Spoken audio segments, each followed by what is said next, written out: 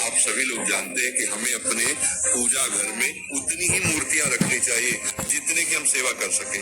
इसीलिए साथियों, ऐसी मूर्तियां भूल कर भी घर के मंदिर में ना रखे, होता है घर का नाश।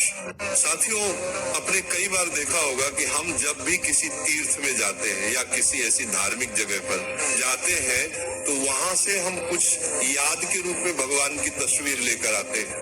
जैसे कि हम माता वैष्णो देवी गए तो वहां से वैष्णो देवी की तस्वीर खरीद कर ले आए। हम खाटू श्याम गए तो हम खाटू श्याम जी से खाटू जी की फोटो लेकर आ गए। इसी तरीके से अन्य तीर्थ में जाकर हम वहाँ के तीर्थ की भगवान की फोटो लेकर आ जाते हैं और अपने घर के मंदिर में रख देते हैं। उसके बाद से ही आपके घर में कुछ ऐसी चीज होना शुरू हो जाती है जिसका आपको खुद भी पता नहीं रहता कि ये कैसे हो रहा है, क्योंकि आप जो भगवान की फोटो तीर्थ से लेकर आए हैं आप उनकी सेवा ही नहीं करते हैं। क्योंकि जिन भगवान को आप इतने शौक से लेकर आए थे अब आप उनकी सही से पूजा भी नहीं करते तो ये भगवान का अपमान माना जाता है। इसलिए साथियों, अगर आप कोई भी भगवान की फोटो या तस्वीर या प्रतिमा अगर अपने घर पर किसी तीर्थ से या धार्मिक स्थल से लेकर आ रहे हैं तो ये सोच कर लाए कि हम इनकी निरंतर पूजा करेंगे, तभी आपको वो फोटो या तीर्थ वाली फोटो फल देगी, वरना आपका नुकसान भी कर देगी। अब साथियों, इसके बाद हमारी वार्तालाप में अक्सर ये प्रश्न आता है कि अगर हमें कोई भगवान की फोटो या मूर्ति गिफ्ट में देता है तो क्या हमें वह लेना चाहिए? तो साथियों, आपको वह भगवान की फोटो किसी दूसरे के हाथ से तोहफे के रूप में नहीं लेनी चाहिए।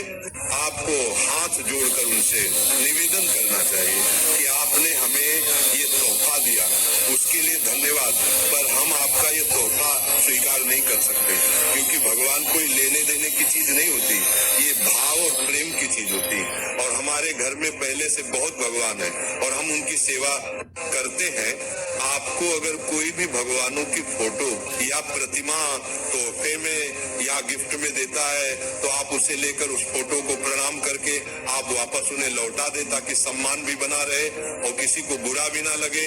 साथियों, अगर आप भी किसी को भगवान की फोटो या मूर्ति गिफ्ट में देने का सोच रहे हैं तो आपको भी ये भूल नहीं करनी चाहिए, वरना भगवान आपसे नाराज होते हैं। और महाराज, हम तो यही आपसे कहेंगे कि शादी के कार्ड में भी भगवान की फोटो या नाम नहीं लिखवाना चाहिए, क्योंकि शादी का कार्ड सिर्फ एक बार देखकर हम कहीं भी पटक देते हैं, फिर उसका आदर हो रहा है या सम्मान हो रहा है हम ये नहीं देखते। इसलिए वहां पर भी फिर भगवान के नाम का अनादर होता है। तो आप इस बात का भी ध्यान रखें। और साथियों, कभी भी कोई दुकानदार या व्यापारी अपने किसी भी झोले पर या पैकेट पर भगवान का नाम या फोटो ना लगवाए, अन्यथा उसके लिए आगे चलकर बहुत बुरा होता है। साथियों, यहाँ पर लोग पूजा के समय लक्ष्मी जी और गणेश जी की मूर्ति आदि तो ऐसे हैं जैसे वो उनकी पूरी सेवा करेंगे, पर पूजन के बाद वह घर की किसी एक कोने में चले जाते हैं, या तो पीपल के पेड़ के नीचे पहुंच जाते हैं, या तो नदी किनारे उनकी वह मूर्ति रखी रहती है। तो इसीलिए आप अगर भगवान को खरीद कर ला रहे हैं तो उनका अनादर न करें बल्कि सम्मान करें।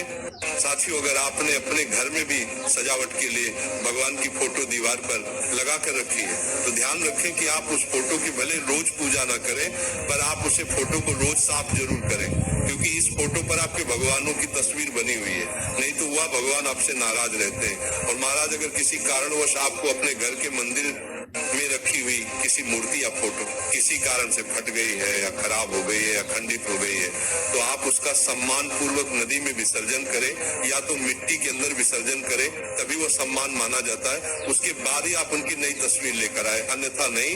मेरे प्रिय साथियों, आखिरी में बस आपसे हम यही कहेंगे कि आप अपने घर के मंदिर में उतने ही भगवान रखें जितने की आप सेव कर सकते हैं। और हम आपसे बस यही निवेदन करेंगे कि आपके घर में एक भगवान की एक ही प्रतिमा हो या एक ही फोटो हो, एक से ज्यादा अगर आप लोग रखते हैं तो आप फिर सभी भगवानों की बराबर से पूजन नहीं कर पाते हैं। तो मेरे प्रिय साथियों, अब हम आशा करते हैं कि आपको इस जानकारी से जरूर कुछ सीखने मिला होगा। आप सबसे पहले अब हमारे चैनल को सब्सक्राइब कर ले, फिर आप भूल जाते हैं। और आप हमारी ये वीडियो कहाँ से देख रहे हैं कमेंट में जरूर बताएं। राधे राधे प्रिय साथियों। तो राधे राधे दोस्तों, श्री शिवाय नमस्तुभ्यम। जैसे कि आपने सुना प्रेमानंद जी महाराज जी ने क्या बताया, क्योंकि कई बार ऐसा होता है कि हमें हर चीज़ की नॉलेज नहीं हो पाती और हम कुछ गलतियाँ कर बैठते हैं जो कि हमें फिर परेशान करती हैं।